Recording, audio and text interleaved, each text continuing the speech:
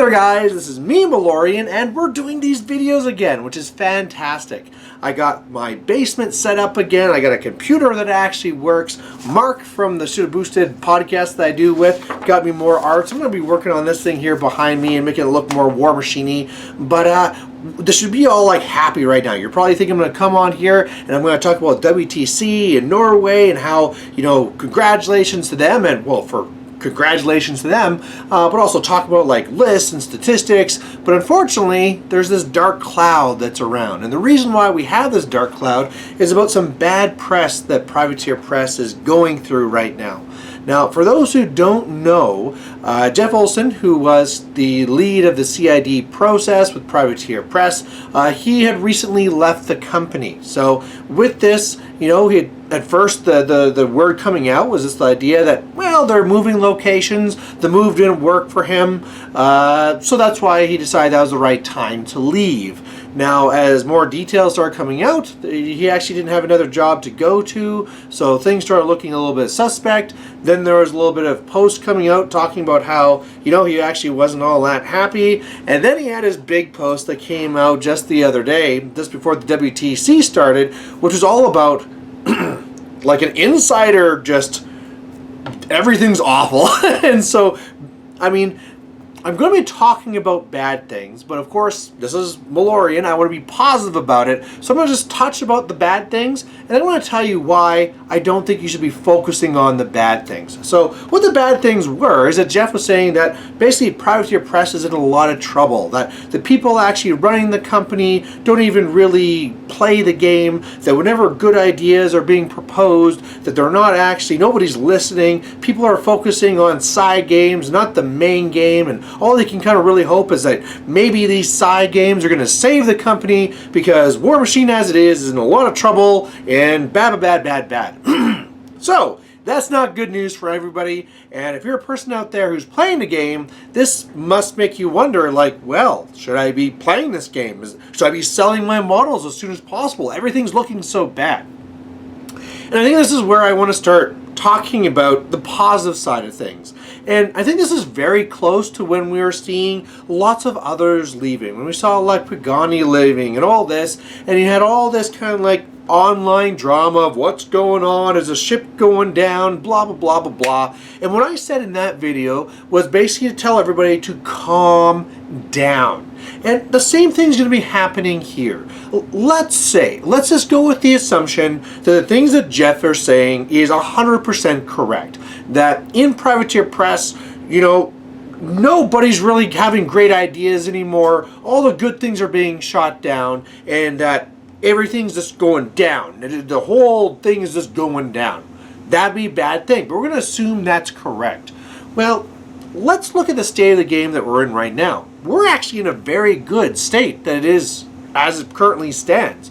You know, if we look at the game as far as game balance, well, game balance is actually looking fairly okay. You know, clearly things like clockatrices are going crazy, and at the WTC there were tons of these things, hundreds of them, and you know, there could be a couple of other things like, geez, all retribution lists need 2 tridents, but overall, we're generally in a pretty good spot. When we're looking to where we used to be, whereas like if you told me that a game was going to be Crix versus Signar, I could tell you guaranteed it was going to be like Denny 1 versus Haley 2. I could probably give you a rundown of what the lists were, and everything was extremely stagnant. That's not where we are right now. We're in this wonderful spot right now where we are post Oblivion, new models are coming out, we have all the themes, people are playing, people are learning, and I think even if we were in a spot where like basically Privateer Press was like, meh, we don't know what to do anymore, we're just not going to do anything except for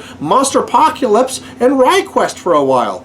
That's fine. That'd be absolutely fine, because we're in a state of discovery. We're in a state where people are needing to try out the new themes still. People are needing to try out the new RaiQuest models in the game. They're needing to start trying out the new Archons in the game and seeing where they're going to go with that. I mean, for what I'm seeing from all the different forums and stuff, like, hey, what do you think about this list? What do you think about this list? Looking at the WTC, you don't see like carbon copy lists going all the way through. Everybody's trying new and different and interesting things. So even if we assume that everything is correct and Privateer Press is doing nothing with the game right now and turning down all changes, I think that's completely fine. I think that if Privateer Press blinked out of existence for 4 months, it wouldn't be a big deal whatsoever, and during that time we'd be discovering the game.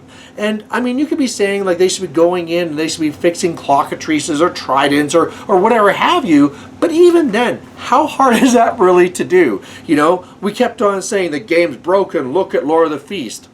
They fixed Lord of the Feast. And that type of a change would be very easy to do if they needed to for tridents or also for clockatrices. And even when I talk about tridents, I don't even feel like tridents are like dominating the game. They're just good to the point that they're making in every list. They're not dominating and winning every single event. They're just so good that they're making it into every single list. And I don't know the right fix to fix it, but the thing is there's probably a small tweak and then all of a sudden it's completely fine and you're seeing a lot more variation. Same thing probably for the clockatrices. If you go looking around, everybody has different ideas how it could be fixed, and again, I mean, Grimkin are in a spot where they are doing very well in the meta, but small tweaks could be all that's really required there. So again, let's just assume that what Jeff is saying is correct. They're basically going to do nothing with War Machine for a while, and then all of a sudden, bam, 4 months, 5 months, 6 months down the line, they say like, geez, the meta's been playing for a while, they've kind of figured out what they want to do, it's time for us to make some updates. Oh, it looks like everyone's doing this list. It seems like this faction is always doing this list. We probably have to make some tweaks there. Let's go and do a dynamic update. And we might be at that point now. We might be at the point where we don't need new factions. We don't need to have big, huge rollouts. There is tons of factions and there is tons of models. And with RideQuest still going, like Monster Apocalypse is kind of not in the same world, but RideQuest still isn't injecting a couple of new solos now and then for the different factions. We might be at a point where that's all we need. If over the course of the year, you know, a few factions get a couple new solos, maybe it's a new caster or something like that, but overall, we stay pretty much the same. But let's say twice a year, there's a dynamic update, and they realize, oh, this model is just way overtuned, we're going to tweak. And then 6 months later, they're like, okay, that seemed to have worked, now this one's winning all the events. Subtle little tweak. That might be all they need to do, and that's a pretty simple thing for Privateer Press to do, even if you go with the assumption that they're no longer paying attention and blah, blah, blah, blah, blah, blah, blah. And of course, by the time this goes across, who knows what other changes might occur. So, just like before where I said, hey, don't worry about it, this isn't the end of the world, you have your game that you love and play, I'm going to say exactly the same thing now. Don't worry about it. And another thing to keep in mind as well is that you as a consumer of this game should not be caring about what's happening in the background. You should only be caring about the product that comes to you. So really what that means is, let's say you have your favorite restaurant, and at that restaurant, oh, you know, there's a lot going on in the background. All the chefs say that they're really mad because the owner won't let them cook what they want to cook, and they really want to change these things, but they're not letting them, and all of a sudden, who knows, the owner is doing whatever and he's going to be starting up. Who cares? The thing is that no matter what drama is going on in the background, no matter how juicy it might be, you're only caring about this end product. And when we look at the end product right now, it's fine. It's absolutely great. You are still going to your favorite restaurant. You're still eating your favorite food. You're still having a blast. So it's really not to the point where you are like, oh, I don't want to go to the store because I know I'm going to be playing Haley 2 again. I know it's going to be Gatsby 2 and all the stupid Banes. You know, like, we were at that negative play experience before, or say like, oh, I know it's going to be Bradagus, right? That's where you know where the game's in a troubled spot, but we are not there. We are at a very positive spot, which means that the game is in a very positive spot. And no matter what little drama is happening in the background, it's not important. You know, it's one of those things where you can read and be like, huh, you know, that's too bad. I wish they'd be happier. Who knows who's going to be the next person hired as they get to this new location. Who knows what other things they have going on in the background. But when it comes down to it, hey, it's my weekly game time. I'm going to be playing with my friends. I'm going to be playing with my local players. And really, as long as that's thriving, that's all that matters. So I just want to do a quick video on this. I really, really hope that the community is going to look at this and take it for what it is and be positive and focus more on all the great things that are happening right now and not that negativity. And again, I don't want to be using this and I don't want to be seeing comments like, oh, Jeff, he's a whatever and blah, blah, blah, blah, blah, or private press or even like that. I don't want this to be a blame game. I don't want this to be bringing about negativity. I'm wanting this to be not really a putting on your blinders and be stupid, but more so realizing what's truly important for you, which is the game, which is right now doing fantastic. So there you go. There you have it. Thanks for watching. We'll catch you later. Bye.